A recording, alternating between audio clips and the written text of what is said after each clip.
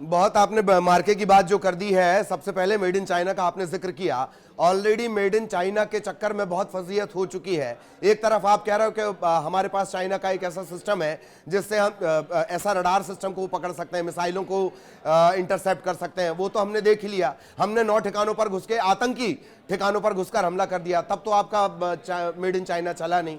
चले तो अंजाम तक, ना चले तो शाम तक। ये वाली स्थितियां चाइना के साथ रही हैं, एक बात। दूसरी बात, एयर डिफेंस सिस्टम को जो टारगेट किया गया है, जानकारी ये मिल रही है कि वो हमारे सैन्य ठिकानों को निशाना बनाने की फिराक में थे। तो जाहिर तौर पर हम एक्शन लेंगे। पूरी विश्व बिरादरी ये कह रही है कि भारत को हक है कि वो अपने खिलाफ जो हमला हुआ है उसको लेकर इस तरीके का रक्षात्मक रुख अग्रेशन के साथ अख्तियार करें। इस वजह से ये बड़ा कदम उठाया गया। मुझे याद है कि आज ही किसी मंत्री ने कहा था, पाकिस्तान के किसी मंत्री ने कहा, एक तो वहां के मंत्री अल्ल बल्ल कुछ भी बोले जा रहे हैं, जो मन में आ रहा है वो बोले जा रहे हैं। उन्होंने कहा था कि भारतीय सैन्य ठिकाने हमारे निशाने पर हैं। ये उन्होंने पब्लिक डोमेन में कहा है, वहां की मीडिया में ये है, भारत के अखबारों में ये लिखा हुआ है। आपने कहा हमने अपने बचाव में आपके एयर डिफेंस सिस्टम को उड़ा दिया। बहुत सामान्य सी बात है।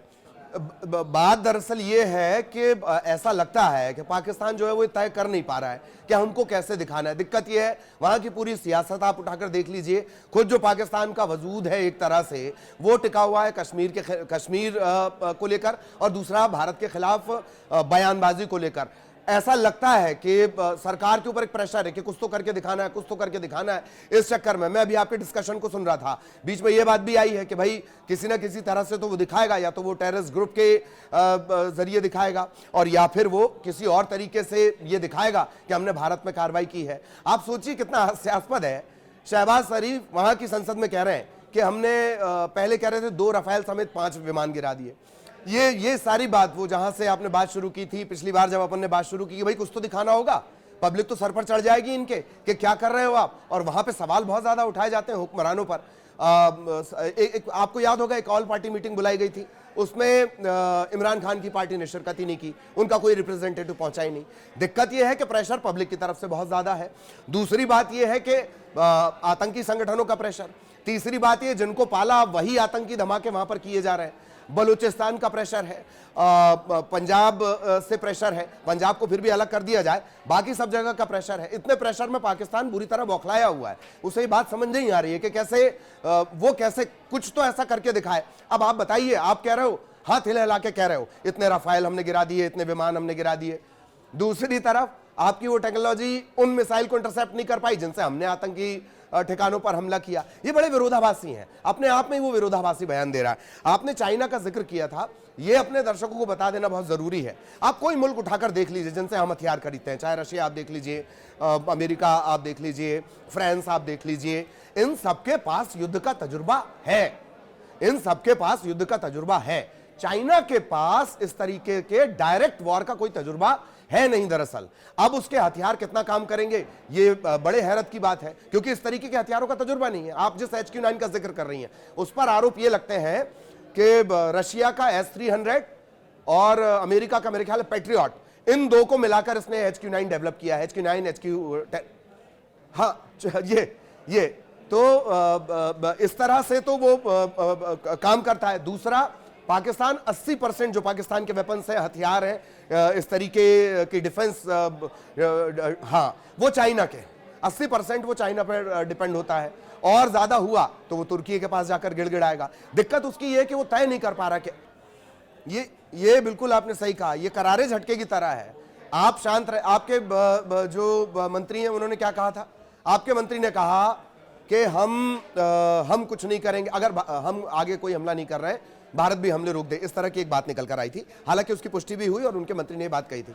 अब आप क्या कर रहे हैं? अब आपका एक और मंत्री आकर कह रहा है कि भारतीय जो सेना के ठिकाने वो हमारे टारगेट पर हैं, आप उन्हें टारगेट करने की कोशिश कर रहे हैं। हमने फिर से वही किया। आप अगर हम पर हमला करेंगे तो उससे पहले हमने ये जो एयर डिफेंस सिस्टम है इसे नष्ट कर दिया। यही दिक्कत है, और जिसका अभी सर भी जिक्र कर रहे थे कि वो क्या क्या पाकिस्तान के पास विकल्प हैं, इधर जाना उधर जाना, रिक्वेस्ट करना। आपको याद होगा, आपने बहुत अच्छी बात याद दिलाई, मैं पहले उससे पूरा कर देता हूं। मॉक ड्रिल के जरिए अपनी आवाम को एक तरह से तैयार करना। और इसमें ज्यादातर जो इलाके हैं ना, जैसे मध्य प्रदेश और छत्तीसगढ़ के जो इलाके, हर जगह डिफेंस का कोई ना कोई स्टेब्लिशमेंट है, ये आप देखिएगा। खासतौर पर मध्य प्रदेश के जो इलाके चुने गए थे, जैसे ग्वालियर है, एयरफोर्स का बड़ा स्टेशन है, विश्व युद्धों में उसका इस्तेमाल हुआ है, और राफेल वहां से लैंड कर सकता है, वहां से उड़ान भर सकता है, इस तरह की खासियत उसकी है। हमें पूरी तरह से तैयार किया गया और उधर धड़ाम से हमला कर दिया गया। उसी दिन पाकिस्तान को यूएनएससी से फटकार लगी है। आप देख लीजिए नेताओं के, भारतीय नेताओं के बयान देख लीजिए, शुरुआत पहलगाम से लेकर अब तक हमने ना तो भड़काऊ बातें कही, ना हमने हमले की बातें कही, ना हमने पाकिस्तान पर अटैक जैसी कोई बातें कही। बातें होती हैं पब्लिक डोमेन में, जिस तरह की बातें हो रही थी वो, लेकिन किसी भी जिम्मेदार मंत्री के मुंह से आपने नहीं सुना होगा। इसी बात को लेकर यूएनएससी से फटकार लग गई पाकिस्तान को। एक मीटिंग हुई, बंद कमरे में मीटिंग हुई, और मीटिंग के बाद ब्रीफ भी नहीं किया गया। यूएनएससी में आमतौर पर ऐसा नहीं होता है, इस बार ब्रीफ नहीं किया गया भारत पाक को लेकर जो चर्चा हुई।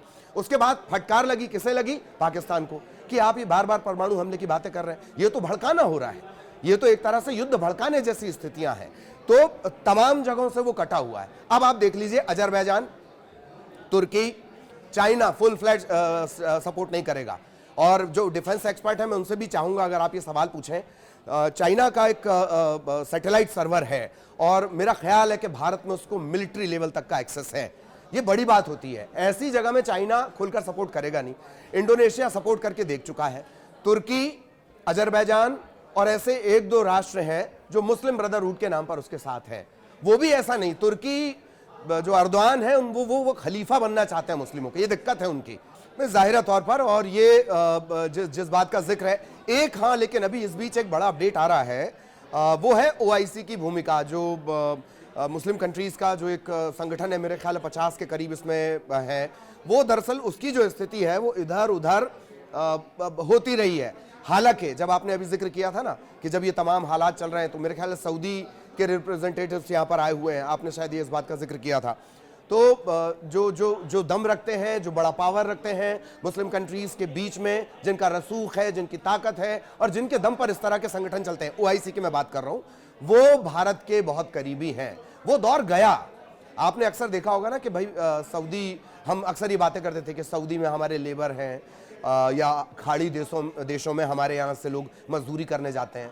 वो बहुत पुराने दौर की बात हो गई है। अब वो हमारे बिजनेस पार्टनर्स हैं, अच्छे खासे अरबों का निवेश दोनों की तरफ से किया जा रहा है। अब हम बिजनेस पार्टनर वाली जगह पर हैं, खासतौर पर खाड़ी देशों की अगर बात कर ली जाए। पहले जब भी हम याद किया करते थे कि नहीं, खाड़ी देशों में लोग क्यों जाते हैं, भारत से लोग मजदूरी करने जाते हैं। अब वो बात नहीं है, दोनों इंफ्रास्ट्रक्चर में निवेश कर रहे हैं।